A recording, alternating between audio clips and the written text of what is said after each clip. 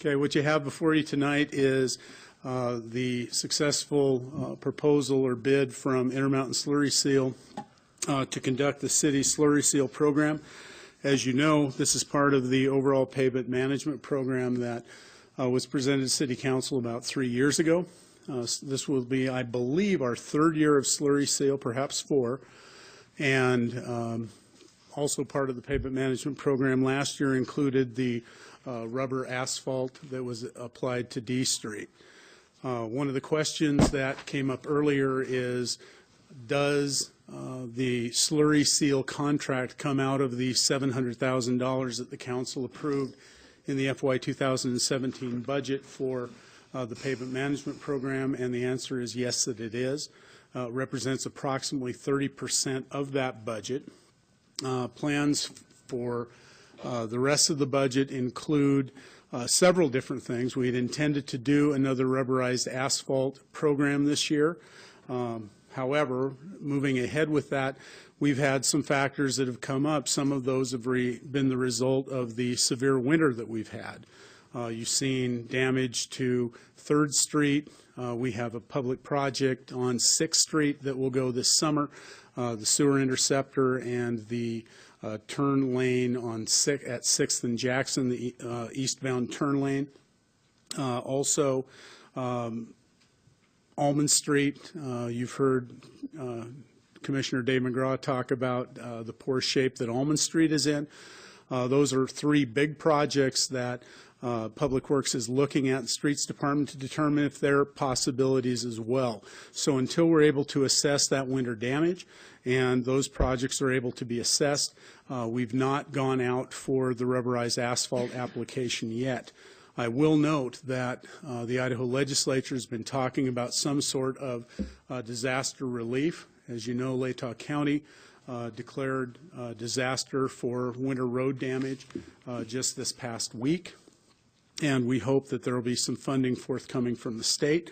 One of the things that is being looked at has there been a full assessment of winter damage to the roads yet? And with the high amounts of water that we've had, anybody who was here on Saturday knows we had quite a bit of rain, and those road beds have not dried out yet. So until they dry out and we're able to assess the damage, Public Works has not let that contract or put out to bid the rubberized asphalt project.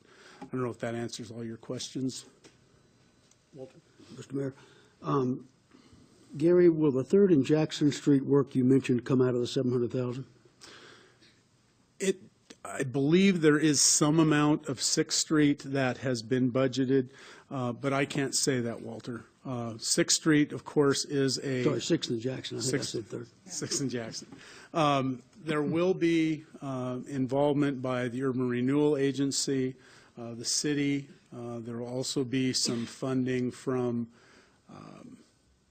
the underground utilities as well. But I'm sorry, I don't have that depth of knowledge as to what the participation in that project will be. Bill might have an idea. Do you? Okay. Bill can tell you what the URA is hoping to spend, but. Mr. Mayor, follow up. Gary, my reason for pulling this is that the council approved 5 or 6 years ago a pavement management program, the one that's mentioned tonight.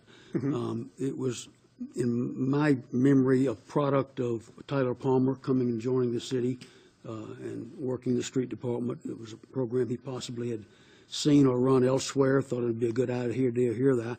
The council agreed, mm-hmm. signed on to it. From talking to Tyler this afternoon, that program is set up to put 80% into preventative maintenance of streets and 20% into true repair of streets. And it has just occurred to me that with the winter we've had, plus the fact that the streets were already bad, we were talking about them before the winter, that mix might not be a correct program for Moscow for the next few years, that maybe even flipping it the other way would be a better idea. Yeah. I don't have any problem with this particular item. I get it. It's been bid. It's at a good price.